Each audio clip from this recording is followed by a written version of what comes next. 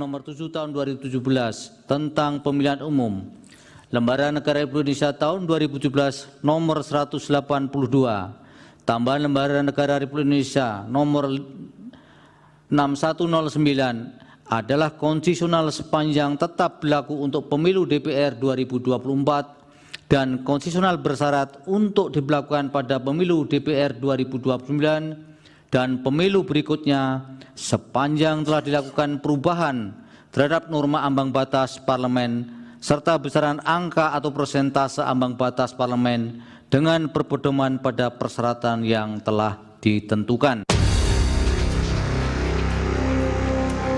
Lewat putusan ini, MK mengabulkan sebagian gugatan Perkumpulan Pemilu untuk Pemilu dan Demokrasi atau Perludem tentang penerapan ambang batas 4%. MK memerintahkan pembentuk undang-undang yakni pemerintah dan DPR mengubah ketentuan ambang batas parlemen 4% suara sah nasional melalui revisi Undang-Undang Pemilu. Hal ini pun disambut gembira oleh Partai Solidaritas Indonesia. Politisi PSI RD Armando menyebut angka ideal parliamentary threshold yakni 2,5%. Ade memastikan putusan MK menguntungkan bagi partainya. Ade juga menegaskan sebelumnya angka 4% ambang batas parlemen hanya menguntungkan partai-partai besar. PSI akan dengan sangat gembira menyambut keputusan tersebut ya, karena memang sejak lama kami sebetulnya juga berharap itu bisa diubah aturan minimal 4% tersebut, karena itu menghambat ya, contohnya PSI lah 2019, saya nggak tahu 2024 ini kami akhirnya tidak jadi masuk ke DPR walaupun beberapa kandidat kami memiliki suara yang sangat tinggi ya, hanya karena terhalang oleh aturan 4% tersebut. Aturan tersebut menurut kami sama sekali tidak layak, tidak diperlukan, dan saya rasa ini lebih memang mencerminkan adanya keinginan dari partai-partai besar yang terganggu dengan kehadiran partai-partai kecil yang barangkali juga berkualitas, tapi sementara Partai Golkar akan mengkaji hasil putusan Mahkamah Konstitusi soal ambang batas parlemen 4% yang mulai berlaku mulai 2029. Namun, Wakil Ketua Umum DPP Golkar Erwin Aksa bilang ambang batas parlemen harus dihitung. Jangan sampai muncul parpol yang menghadirkan ideologi baru saat di parlemen nanti. Saya kira kita akan melihat kembali apakah hasil MK tersebut kemudian perlu kita kaji lagi di DPR nanti. Tapi bagi Partai Golkar kita ingin kualitas politik Indonesia ke depan lebih bagus, caleg-calegnya atau anggota DPR-nya lebih berbobot. Ya, kita berharap juga ideologi negara kita dipertahankan. Kita tidak ingin ada partai baru muncul kemudian bisa membawa ideologi-ideologi yang kemudian bisa membawa perpecahan bangsa ini. Di sisi lain, calon wakil presiden sekaligus mantan Menko Polhukam Mahfud MD memuji putusan MK yang menghapus ketentuan ambang batas parlemen sebesar 4% dan baru berlaku di 2029. Mahfud mengapresiasi perubahan aturan berlaku di periode berikutnya tak seperti perubahan syarat Capres-Cawapres. Mahfud bilang perubahan itu masih harus diputuskan pemerintah dan DPR dengan mengubah undang-undang. Bagus, memang harus begitu. Berlakunya itu harus di dalam tradisi hukum di seluruh dunia. Kalau ada perubahan aturan yang memberatkan atau menguntungkan seorang harus pada periode berikutnya. Termasuk misalnya seharusnya usia calon presiden, wakil presiden itu kalau mau berlaku pemilu yang akan datang seharusnya ya. Dan itu sudah disuarakan, tapi waktu itu MK-nya ya begitu memutuskannya. Meskipun itu sebenarnya substansinya putusan itu salah. Dalam putusannya, MK menyebut ketentuan ambang batas parlemen 4% tidak sejalan dengan prinsip kedaulatan rakyat, keadilan pemilu, dan melanggar kepastian hukum yang dijamin oleh konstitusi. Lantas, dengan diubahnya ambang batas ini, siapakah yang diuntungkan? Tim Liputan Kompas TV. Mahkamah Konstitusi mengabulkan sebagian gugatan ambang batas parlemen sebesar 4%, di mana keputusan ini harus diubah sebelum pemilu serentak pada tahun 2029. Lantas bagaimana perubahan ambang batas parlemen ini terhadap partai-partai yang tadinya belum diakui keberadaannya di parlemen, dan apakah dengan perubahan atau diubahnya angka 4% ini benar secara adil memberikan peluang tidak hanya pada partai besar? Kita ulas bersama anggota DPR dari fraksi PDI Perjuangan, Hendrawan Supratikno, lalu Wakil Ketua Umum Partai Amanat Nasional yang juga anggota DPR, Viva Yoga Mauladi, Ketua DPP PSI Sheryl Tanzil, dan analis komunikasi politik dari Universitas Padjadjaran Kunto Adi Wibowo. Selamat pagi semuanya. Selamat pagi. Ya. Selamat pagi, halo selamat pagi. Baik, saya ke Prof. Hendrawan dulu. Prof, respons Anda atas putusan MK yang mengubah ambang batas kemarin ini bagaimana? Ya, berarti membuka kotak Pandora, menciptakan atau melahirkan perdebatan baru, karena ini perdebatan yang sudah sangat lama di DPR ya. Betul. Dan angka 4% itu dianggap angka yang optimal, bisa diterima oleh semua pihak. Karena banyak yang menginginkan angka itu lebih tinggi lagi. Mengingat sistem presidensial yang kita jalankan ini lebih kompatibel, lebih cocok, lebih pas dengan sistem multipartai sederhana. Itu sebabnya agenda utamanya adalah bagaimana menyederhanakan sistem kepartean kita. Jadi saya ingat betul di paripurna pun masih ada yang ingin mendesakkan angka 5-7%. Saya tidak menyebut nama teman kita ya, legislator yang usul seperti itu. Oke. Jadi itu sebabnya kalau nanti diperdebatkan lagi akan muncul perdebatan yang sengit ya, penuh dengan argumentasi pro dan kontra. Tetapi oke lah, keputusan ini sudah diambil dan kami semua fraksi sudah siap-siap dengan amunisi untuk berdebat kembali. Iya. Begitu Mas. Oke, ini bakal sibuk lagi nanti, mungkin akan dibahas segera di Komisi 2 DPR ya, nanti untuk membentuk panitia khusus begitu untuk membahas berapa besaran yang paling ideal untuk parliamentary threshold atau ambang batas. Jadi sebenarnya Mas, ya. Ini salah satu dimensi dari paket perdebatan. Oke. Ada paket-paket lain ya, seperti misalnya presidential threshold, bagaimana sistem penataan kursi di dapil, konversi suara menjadi kursi dan seterusnya. Ini tiap kali menjelang pemilu selalu diperdebatkan. Baru tahun 2024 ini sejuk tenang. Karena apa yang berlaku tahun 2019 diperlakukan kembali tahun 2024. Nah, kalau sekarang Mahkamah Konstitusi mempersoalkan hal ini, berarti Mahkamah Konstitusi memicu perdebatan baru. Oke. Ya, saya sempat menyimak pernyataan Anda juga, Prof. Hendrawan. Anda menyebut angka 3% sampai 5% ini sebenarnya masih relevan. Tapi sebenarnya jika ini diturunkan lagi sebagai representasi kepentingan, kalau kita bicara kepentingan, sebenarnya kepentingan siapa angka-angka ini? Ya, kami mengamati ada partai yang 2 kali ini terus-menerus berjuang dan kami khawatir frustrasi lama-lama ini. Itu sebabnya dengan menurunkan angka ini sedikit mungkin siapa maksudnya nih Prof. Hendrawan? Partai yang berjuang 2 periode. Ya, saya tidak perlu menyebut ya nama partai, tetapi manajemen harapan dalam politik nasional itu penting sekali. Ya. Oke, saya ke Mas Viva deh kalau gitu. Respons Anda Mas Viva soal ambang batas parlemen yang sudah ditetapkan 4%, lalu sekarang diminta direvisi lagi oleh pembuat undang-undang, dalam hal ini DPR, Anda juga nanti yang akan membahas. Bagaimana Mas Viva? Secara politik berapapun jumlah angka parliamentary threshold bagi PAN tidak ada masalah karena PAN sekarang kira-kira 7, sekian persen ya. Tapi menurut saya ada beberapa hal yang prinsip berkaitan dengan threshold atau ambang batas. Apakah itu parliamentary threshold atau presidential threshold. Yang pertama, ambang batas parliamentary threshold itu dari sisi teorinya, semakin tinggi nilai parliamentary threshold akan menyebabkan semakin besar disproporsionalitas. Artinya akan banyak suara sah yang nasional tidak bisa dikonversi menjadi kursi.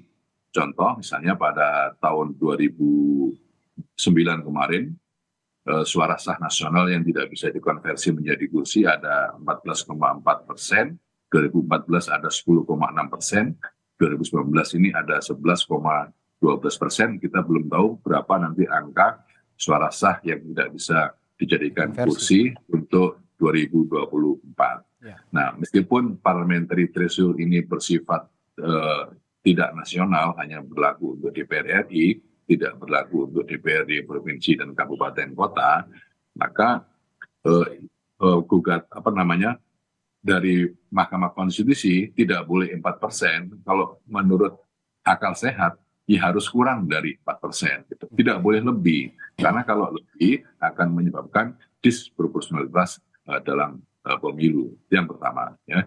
Yang kedua, tidak ada batasan berapa jumlah ideal dari angka parliamentary threshold, karena tiap-tiap negara memiliki basis kultural politik masing-masing. Ya. Saya 2 kali sebagai anggota Pansus RUU Pemilu, perdebatan soal undang-undang pemilu itu hanya ada 5 saja, 5 hal prinsip gitu. Pertama soal sistem pemilu, 2 alokasi kursi per dapil, 3 parliamentary threshold, 4 presidential threshold, dan yang 5 cara model penghitungan suara. Nah, ini Mahkamah Konstitusi sudah beberapa kali ya melakukan pengabulan terhadap gugatan parliamentary threshold dari 2,5% menjadi 3%, menjadi 4%, sekarang digugat tidak boleh 4% lagi.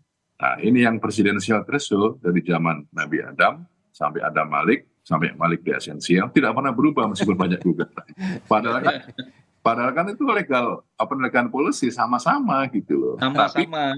Sama-sama, tapi begini, untuk parliamentary threshold, ini kita khusus bicara soal parliamentary threshold ya, memang ada bahasa Prof ya, dari Pansus itu soal penyederhanaan partai politik. Nah, ini ada banyak tafsir. Penyederhanaan partai politik itu apakah menyangkut jumlah ya, atau menyangkut perspektif ideologi. Karena dalam sistem presidensial, dengan sistem multi partai yang terbatas ini, berapa jumlah ideal dari partai politik gitu loh. Kalau menurut saya, satu, harus mempertimbangkan aspek disproporsionalitas. Jangan sampai pemilu itu disproporsionalitas karena penerapan parliamentary threshold yang tinggi. 2, pengetatan dari syarat-syarat administratif pendirian partai politik. Kalau berdirinya partai politik gampang, ada 50 orang. Tapi syarat menjadi peserta pemilu itu harus diperketat. Misalnya 100% memiliki struktur pengurus di provinsi sudah, 100% memiliki pengurus di kabupaten kota sudah. Nah, yang tingkat kecamatan sekarang kan cuma 50%, harus ditingkatkan lagi, apakah 80% apa 90% gitu loh. Itu harus ditingkatkan lagi agar apa? Mencegah jangan sampai terjadi suara sah yang hilang. Itu juga akan bisa mengurangi partai politik abal-abal yang ingin menjadi menjadi peserta pemilu tapi tidak punya daya dan upaya gitu. Oleh karena itu perdebatan ini akan muncul lagi setelah Pilpres selesai ini. Kita akan diskusikan di DPR bersama dengan pemerintah dalam bentuk pansus, pasti dalam bentuk pansus, karena ini adalah undang-undang pemilu yang menyangkut hajat hidup partai politik gitu. Jadi sangat luas spektrumnya. Ya, saya tertarik dengan gagasan Anda soal penyederhanaan partai politik dan juga tadi syarat-syarat partai politik menjadi peserta pemilu. Tapi saya akan tanyakan nanti. Saya akan tanyakan dulu soal tadi juga Anda menyinggung soal ini, Mas Viva, soal banyak suara yang terbuang gitu ya. Setiap pemilu banyak yang suara terbuang. Rata-rata di atas 10%. Ini kan juga jadi jadi perhatian bersama, bahkan masyarakat juga, wah saya milih satu partai tertentu tapi ternyata tidak bisa mewakili suara saya, misalnya begitu. Banyak yang menganggap bahwa ini juga tidak ideal. Lalu menurut Anda bagaimana untuk agar suara ini juga tidak terbuang begitu, setiap tahunnya juga sangat besar, di atas 10%, Mas Iva? Iya, jadi menurut saya satu, pengetatan partai politik sebagai peserta pemilu itu harus diperketat. Kepesertaan. Gitu. Kalau kan persyaratan 50% di setiap kecamatan atau distrik itu kan sangat longgar. Terus yang kedua, memang untuk definisi dari penyederhanaan partai politik itu jangan dilihat dari jumlahnya, tetapi dari pendekatan ideologinya. Gitu. Karena proses stabilisasi dan harmoni politik itu kan bukan dari jumlah partai politiknya. Karena apa? Masyarakat Indonesia ini kan masyarakat yang plural, yang terdiri dari berbagai suku agama ras yang secara sosiologis apabila mereka memiliki cita-cita dan kesamaan nasib, mereka menjadi interest group terus bisa menjadi partai politik, ya tidak boleh diberangus. Biarkan mereka berkompetisi menjadi kekuatan politik baru. Makanya kalau kemudian parliamentary threshold-nya terlalu tinggi dan pengetatan persyaratan dari partai politik menjadi peserta pemilu itu terlalu longgar, maka sama saja akan terjadi suara-suara yang hilang yang tidak bisa dikonversi menjadi suara, gitu. Tidak bisa dikonversi menjadi kursi. Itu masalah. Kalau kemudian hanya 2% atau 3% suara sah nasional yang tidak bisa dikonversi menjadi kursi, itu bisa ditoleransi secara teori. Tapi ini lebih dari 10%. Makanya kalau mendirikan partai politik baru, partai politik parliamentary threshold itu dapat kursi banyak di DPR. Gitu. Ya, oke. Ya, saya ke Cheryl sekarang. Cheryl, partai Anda ini menyambut baik sebenarnya Partai Solidaritas Indonesia dari putusan MK yang meminta untuk merevisi kembali ya ambang batas parlemen sejumlah 4%. Ya, kita tahu selama 2 kali pemilu, mungkin yang sekarang juga PSI masih sepertinya masih berusaha untuk menaikkan jumlah suaranya untuk memenuhi ambang batas. Nah, ini diberlakukan di 2029. Keputusan yang diambil MK ini menurut Anda rasional? Sebenarnya kalau kita mengikuti perjalanan PSI dari 2019 memang kita sudah menyuarakan ini ya, bahwa ambang batas 4% ini kan dibentuk oleh partai-partai yang sebenarnya mereka sendiri pun lolos di saat 2009 itu 2,5% PT-nya. Lalu 2014 naik lagi menjadi 3,5, 2019 4%. Kami sih cukup apresiasi juga kalau semangatnya memang menyederhanakan ya parpol-parpol yang ada seperti tadi yang dikatakan oleh Prof. Hendrawan. Tetapi saya rasa sangat logis dengan pernyataan Pak Vivayoga yang mengatakan bahwa kita mau melihat dari jumlah parpol atau ideologinya. Saya sih sangat apresiasi dengan penjelasan yang begitu bernas ya dari Pak Vivayoga ya. Yang kita mau ini kan di sini ideologinya, jangan yang terlalu banyak. Tapi bagaimana mengkerucutkan ideologi-ideologi itu memang betul-betul representasi dari para pemilih. Dan kalau di catatan saya bahkan 2019 itu sebenarnya kalau digabungkan suara-suara kursi yang jadi dari caleg-caleg tapi partainya belum berhasil melewati PT 4% itu ada 9,79%. Ini cukup besar ya, malah tadi kalau di angkanya Pak Vivayoga itu kan 11,12% ya. Kalau di catatan saya 9,79% dan itu sebenarnya sudah lebih besar daripada angka partai-partai kelas papan tengah gitu seperti Nasdem, juga ada PKB dan lain sebagainya. Jadi memang ini kan semangatnya dari Perludem ketika mengajukan gugatan ke MK adalah jangan sampai ada aspirasi suara rakyat yang sudah mencoblos lalu terbuang begitu saja. Apalagi kalau calegnya memang mendapatkan 1 kursi, berarti kan suaranya banyak. Dari sini kan begitu sayang gitu ada 9,79% yang terbuang suara rakyat. Jadi tentunya kami sebagai PSI yang juga menyuarakan hal yang sama sejak tahun 2019, kami sangat apresiasi ya. Ini merupakan suatu kemajuan dalam demokrasi, meskipun ini open legal policy yang harus dibahas lagi oleh teman-teman di DPR nanti. Dan sebenarnya bisa kita terapkan seperti misalnya di DPRD. Di DPRD Bandung itu kami mengambil contoh ya. 1 fraksi itu harusnya 4 kursi dan PSI mendapatkan 3 kursi dan akhirnya kami bergabung untuk jadi 1 fraksi dengan P3 dan nggak ada masalah, baik-baik aja gitu loh. Tetap bisa berjalan dan bisa mengaspirasikan titipan masyarakat pada proporsinya begitu. Ya, oke. Lalu bagaimana dengan gagasan yang diungkap juga oleh Mas Viva tadi bahwa kepesertaan partai politik menjadi peserta pemilu ini yang seharusnya lebih diseleksi lagi dengan baik karena memang banyak partai-partai politik yang boleh dikatakan tidak siap sebenarnya jadi peserta pemilu di daerah. Nah, kalau PSI sendiri perangkat infrastruktur dari mulai pusat, provinsi, kabupaten, kota, kecamatan ini sebenarnya sudah siap semua atau seperti apa keadaannya? Begini, kalau sebuah partai sudah lolos verifikasi faktual untuk menjadi peserta pemilu, berarti pasti sudah siap, Mas. Karena kalau tidak siap itu dengan sendirinya gugur dalam verifikasi faktual. Dan verifikasi faktual itu begitu sulit dilakukan. Misalnya di PSI sendiri ya, kami sebagai partai yang umurnya tidak belum sesenior teman-teman parpol lain. Kami mengalami betul bagaimana hambatan, bahkan ada usaha-usaha pihak-pihak tertentu yang berusaha mengagalkan verifikasi faktual PSI. Itu nyata tindakan-tindakannya.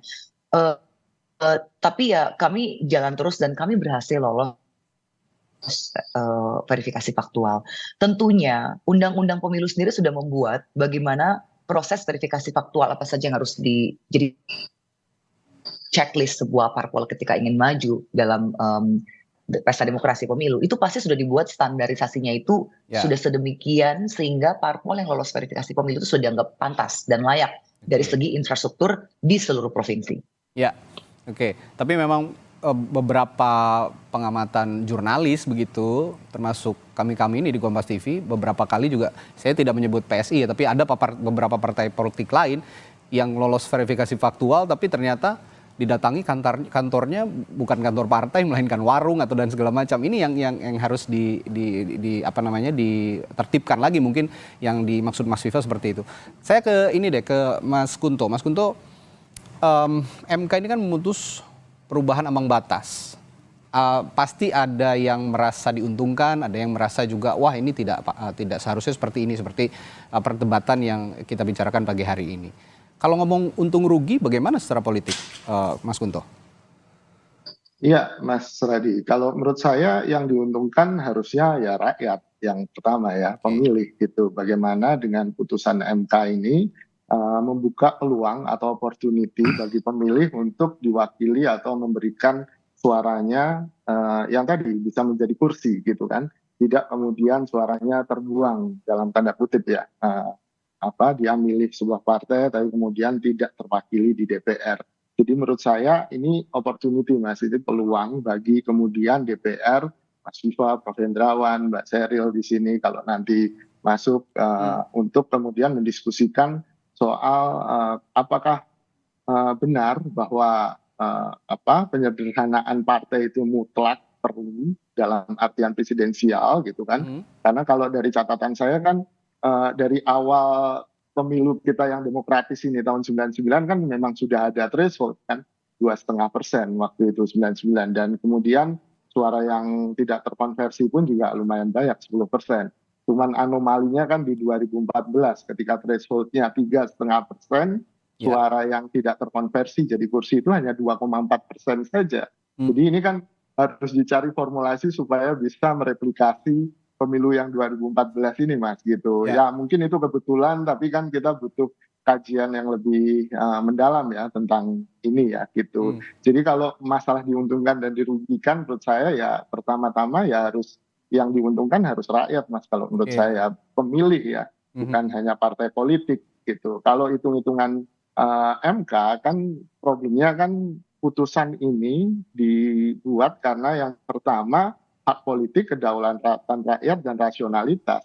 Rasionalitas 4% itu juga nggak ada kan setelah dikaji gitu kan. Tadi Prof. Hendrawan bilang bahwa ini adalah kesepakatan. Oke, kalau kesepakatan partai-partai yang ada di DPR, tapi kemudian kan harus ada hitung-hitungan argumen yang lebih dalam kenapa 4% gitu. Ketika mungkin kan Mahkamah Konstitusi tidak menetapkan harus sekian persen kan Mas. Membuka peluang itu tadi Prof. Hendrawan bilang kotak Pandora gitu kan. Itu menarik. Lalu dari Mas Viva kalau menurut saya problemnya ketika pembatasan atau penyederhanaan ideologi adalah ketika pemilih sendiri mempersepsi ideologi partai di Indonesia itu hampir sama semua gitu. Hampir tidak ada pembedaan yang luar biasa atau yang signifikan antar partai gitu. Sehingga kita bisa lihat dari pemilu ke pemilu, pemilih kita ya modelnya swing voter gitu kan, ke sana sini. Dan itu kan juga perlu dikaji apakah kemudian dengan parliamentary threshold, dengan situasi pemilih yang sedemikian rupa, itu lebih menguntungkan pemilih atau justru merugikan pemilih. Menurut saya itu Mas yang jadi penting. Ya Mas Kunto, yang menarik juga begini, kalau kita memprediksi ya, kalau kita boleh memprediksi begitu, parlemen yang akan datang ini 2024-2029 sepertinya berdasarkan hasil sementara real count di KPU tidak akan banyak berubah yang masuk di parlemen begitu. Nah ini nanti ambang batas ini kan akan dibahas oleh anggota-anggota DPR yang lolos di parlemen pada periode ini begitu yang dihitung saat ini oleh KPU. Nah kira-kira kalau Anda melihat secara komunikasi politik, komunikasi yang dibangun dari partai-partai yang ada sekarang merujuk juga pada dukungan-dukungan mereka di Pilpres begitu ya. ini suaranya akan bagaimana? Atau penggalangan pendapat ataupun komunikasinya akan seperti apa Anda melihatnya? Saya melihatnya ini kan peluang ketika PDI Perjuangan yang juga paling sponsor utama dalam, mohon dikoreksi ya Prof. Indrawan, soal penyederhanaan partai ini dan kemudian dikonversi jadi parliamentary threshold. Sekarang posisinya kemungkinan besar di luar pemerintahan, kan gitu. Ini menarik ketika kemudian mungkin yang di dalam pemerintahan pun untuk urusan parliamentary threshold sangat mungkin punya kepentingan yang sama. Ada irisan kepentingan. Jadi ya kita lihat memang sangat dinamis, tapi saya sangat mendorong partai-partai ini kemudian melakukan partisipasi publik yang luas. Karena itu yang kemudian didorong juga oleh MK kan, bahwa akhirnya DPR harus kemudian melibatkan masyarakat dalam bentuk partisipasi yang bermakna dalam penentuan atau revisi undang-undang pemilu ini. Tidak hanya soal parliamentary threshold, tapi juga presidensial threshold, penghitungan suara proporsi seperti tadi yang diceritakan oleh Mas Viva gitu, Mas Tadi. Oke, ini menarik karena memang komposisi dukungan meskipun di Pilpres dukung capres siapa dan siapa begitu, bisa jadi ya partai politik juga akan mengamankan kepentingannya sendiri begitu ya untuk urusan parliamentary threshold ini. Saya kembali nanti ke Prof. Hendrawan setelah jeda untuk menanyakan ide tadi dari Mas Viva Yoga, Pak Prof. Hendrawan, soal penyederhanaan partai dari seleksi alamnya di awal pada saat pendaftaran di KPU ini ya threshold tidak perlu ada berapa persen dihapus saja, tapi penyederhanaannya atau seleksinya lebih diperketat lagi agar nanti juga untuk menjadi peserta pemilu itu tidak semudah yang terjadi saat ini. Saya akan tanyakan itu ke Prof. Hendrawan, tapi setelah jeda di Sapa Indonesia Pagi. Tetaplah bersama kami.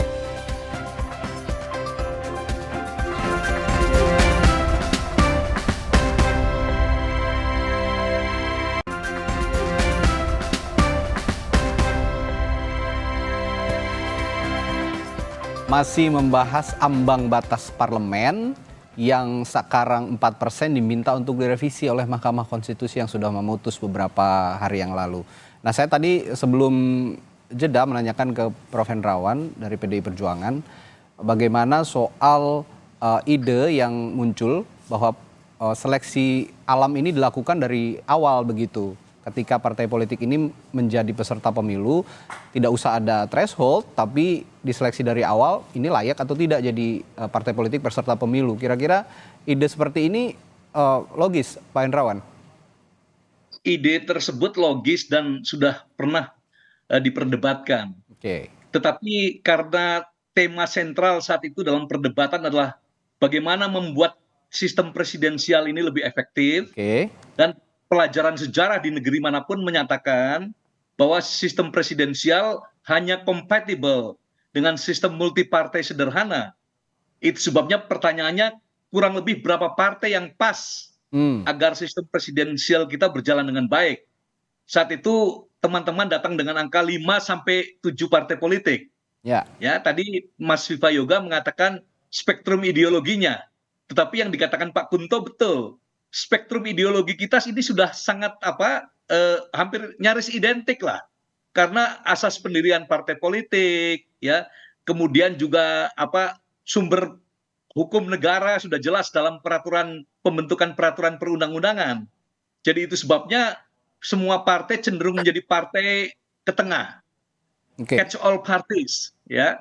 Jadi itu sebabnya akhirnya aspek representativitas yang disampaikan Viva Yoga tadi, karena banyak sekali latar belakang sosial kultural yang berbeda, itu oleh teman-teman dianggap oke, dengan 5-7 partai itu relevan lah. Itu sebabnya angkanya kenapa diperjuangkan kalau bisa 5-7%. Studi komparatif kami ke sejumlah negara yang demokrasinya cukup matang juga demikian. Angkanya rata-rata 5-7%. Mas Viva Yoga tahu karena ikut studi komparatif itu. Sebabnya mengapa kita terapkan dengan bijaksana, dimulai dulu dengan 2,5%. 2,5%, oh bagus, teman-teman bisa melenting lebih tinggi, tingkatkan lagi menjadi 3,5%. Bisa melenting lebih tinggi lagi. Saat itu langsung ingin 5%. Tetapi dengan kebijaksanaan para legislator, kita ubah menjadi 4% dulu. Oke. Dan 4% sepertinya dirasa pas. Oke. Ya, karena stabilitas partai politik yang ada di Senayan relatif stabil.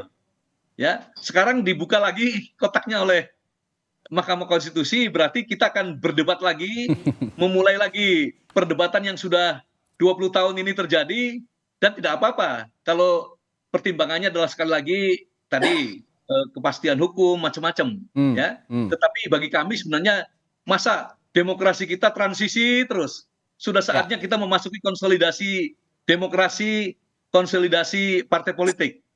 Oke. Saya kira itu. Baik. Ini saya juga minta komentarnya dari Mas Viva. Demokrasi masa demokrasi kita mau transisi terus? Kapan ajaknya gitu kira-kira Mas Viva kalau pertanyaan Prof. Hendrawan seperti itu? Respons Anda bagaimana? Iya, penyederhanaan partai politik itu dalam rangka untuk membangun stabilitas politik dalam sistem presidensial gitu ya. Nah, dalam kerangka itu banyak sekali wacana yang menyatakan istilah penyederhanaan partai politik itu adalah menyederhanakan jumlah partai politik jangan terlalu banyak karena sistem kita adalah sistem multi partai terbatas. Pertanyaannya berapa sih yang paling banyak gitu. Makanya ini kan jadi perdebatan. Jadi perdebatan di pansus juga jadi perdebatan gitu. Makanya stabilitas politik itu kalau menurut kami bukan ditentukan oleh berapa jumlah partai politik, tetapi dari perbedaan ideologi politik dari partai politik masing-masing. Ekstrem kiri, ekstrem kanan, itu kan pasti terjadi suasana konfliktual. Kalau di Indonesia, persoalan itu sudah tidak ada lagi. Gitu. Problemnya adalah dengan persyaratan untuk menjadi partai politik peserta pemilu yang sedikit longgar, itu memberikan inspirasi bagi civil society untuk membangun partai politik dan mencita-citakan partai politik supaya ikut pemilu. Makanya harus diperketat dulu gitu loh. Persyaratannya ditambah, diperketat ya. Terus yang kedua, berapa nilai ideal parliamentary threshold itu juga harus berdasarkan kepada prinsip-prinsip demokrasi. Bahwa one person, one vote, one value itu adalah bagian penting dalam proses pemilu. Tidak boleh ada suara sah yang tidak bisa dikonversi menjadi kursi terlalu banyak. Oleh karena itu, parliamentary threshold itu juga harus ada. Tetapi kalau lebih dari 4%, itu teorinya, Prof, teorinya pasti akan terdapat jumlah suara sah nasional yang tidak bisa dikonversi menjadi kursi itu tadi terbuang tadi ya. Apabila persyaratan administratif dari partai politik tidak diperketat gitu. Karena dengan semakin banyaknya partai politik, kalau parliamentary threshold lebih dari 4%, saya sangat yakin proses disproporsionalitas pemilu itu akan semakin tinggi. Misalnya ini parliamentary threshold-nya 4%, ada yang merasa kami tidak sanggup untuk membuat partai politik lolos di parlemen.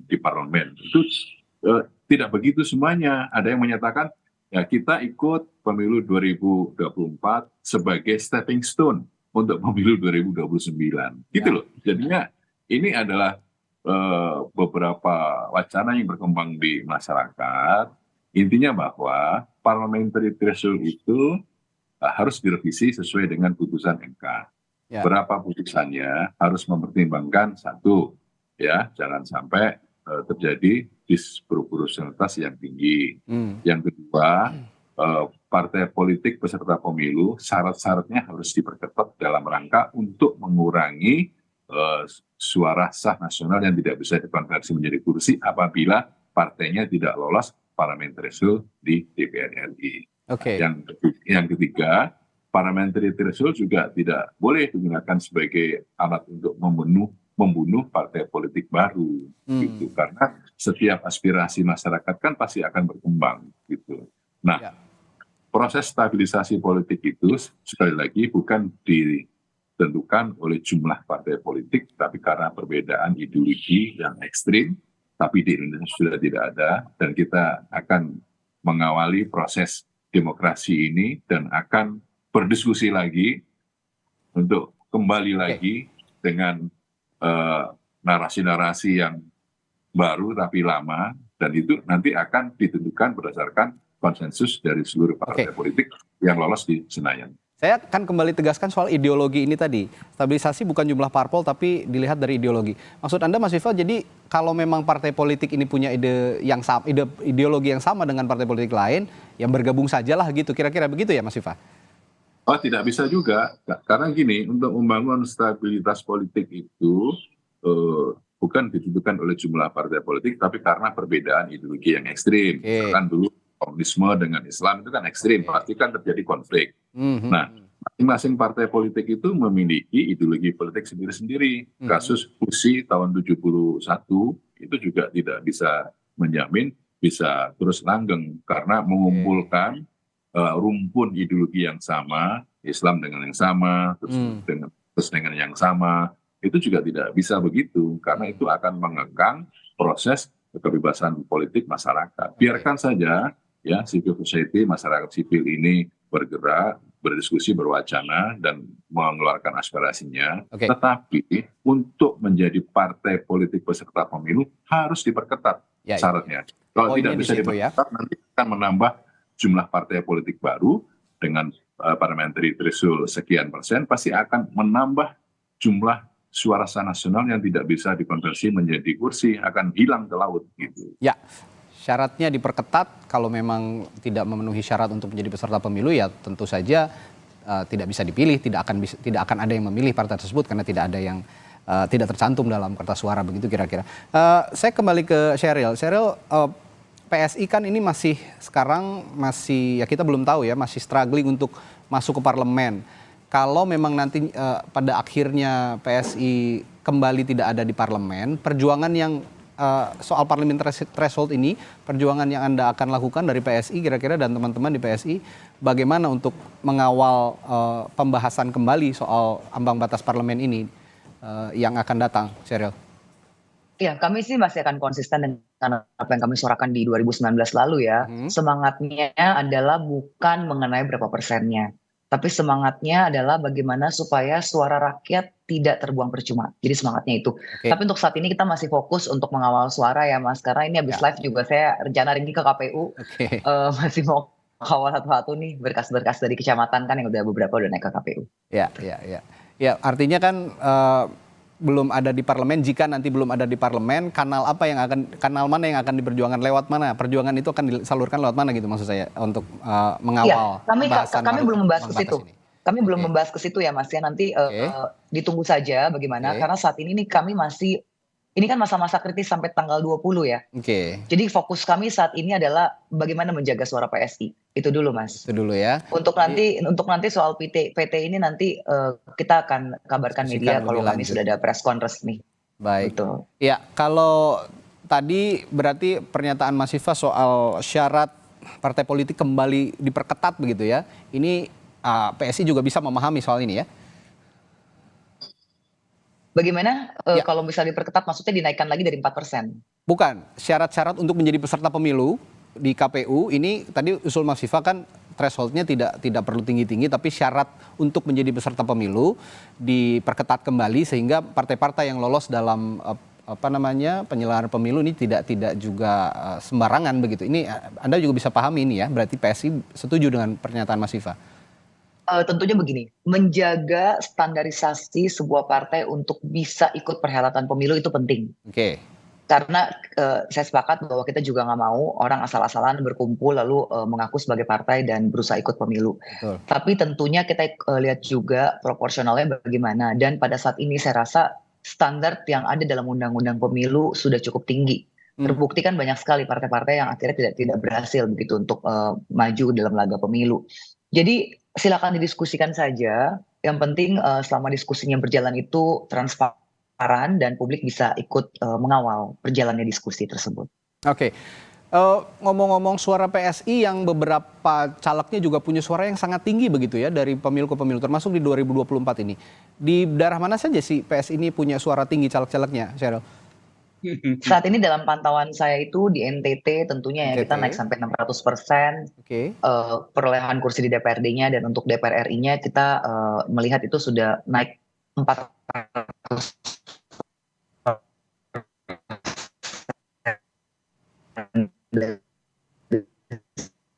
satu kursi.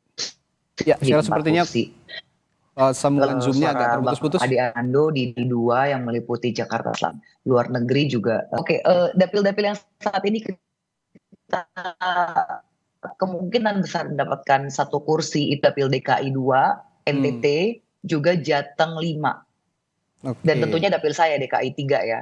Sis Grace ini kan suaranya kita prediksi akan lebih tinggi daripada 2019 lalu. Ya, ini Dan ada beberapa tempat lagi yang saya terus terang saya belum ikutin lagi rekapnya karena data saat ini kan tidak proporsionalnya yang masuk ya di Sirekap, tidak proporsional dari semua daerah begitu. Ada daerah yang sudah hampir selesai, ada daerah yang masih di bawah 60%. Oke, ya ini yang juga disuarakan begitu, jangan sampai suara-suara yang banyak ini dari caleg-caleg ini akhirnya terbuang sia-sia begitu ya, tidak bisa mewakili rakyat di parlemen. Baik, Mas Kunto, Mas Kunto, kalau melihat perjuangan partai-partai baru begitu ya yang belum lolos ke parlemen sampai saat ini di pemilu 2024 akhirnya punya suara yang terus merangkak naik begitu. Anda melihat dari sisi komunikasi politik partai-partai baru ini punya kans yang besar untuk kembali berjuang di 2029 dan akhirnya lolos di parlemen? Ya Mas, kalau menurut saya begini Mas, problem kenapa partai baru di Indonesia itu susah atau barrier to entry-nya itu sangat ketat, sangat besar. Itu karena yang pertama, masyarakat kita, pemilih kita itu tidak diedukasi atau teredukasi tentang sebenarnya fungsi dan tugasnya anggota DPR itu apa sih gitu.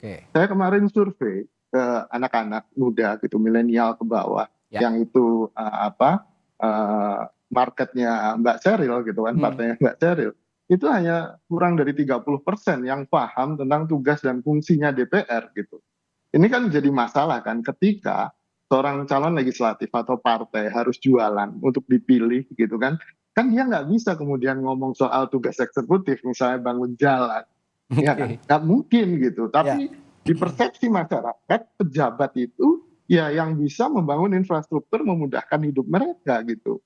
Dan ini kan lag atau gap pengetahuan yang besar ini yang membuat akhirnya kompetisi di pemilu legislatif, mohon maaf ini ya, lebih banyak pada bantuan sosial, money politik gitu kan Mas. Sehingga akhirnya ya tentu saja ngomongnya sudah harus ngomong kapital kan akhirnya, ekonomi capital kan gitu. Partai yang punya ekonomi kapital tinggi, yang lebih established, yang lebih mapan tentu akan punya daya kompetisi yang jauh lebih tinggi, dan ini tentu menyulitkan partai-partai baru selama pemilihnya seperti itu kan gitu. Jadi menurut saya edukasi pemilih jadi sangat penting, dan salah satu entry point-nya putusan MK ini entry point untuk pendidikan politik sih menurut saya Mas. Bagaimana akhirnya pemilih paham soal apa itu parliamentary threshold, apa itu yang sederhana saja lah, tugas dan fungsi DPR itu saja dulu gitu. Jadi jangan sampai kemudian caleg atau partai jualannya jualan tugas eksekutif gitu kan. Nah ini yang menurut saya penting dan harus diperbaiki, dan saya setuju akhirnya kan ini merefleksikan kenapa demokrasi kita masih transisi terus seperti yang dibilang Pak Hendrawan tadi ya. Iya kan. Karena ya problemnya di pendidikan politik yang salah satunya tugas partai politik ini. Betul, itu tidak kemudian ditranslasi dengan baik. Nah, efeknya masih perlu didorong lagi, itu sih Mas. Ya ini tugasnya Prof. Hendrawan, Mas Viva dan Sheryl juga ini memberikan pemahaman benar-benar kepada konstituen begitu.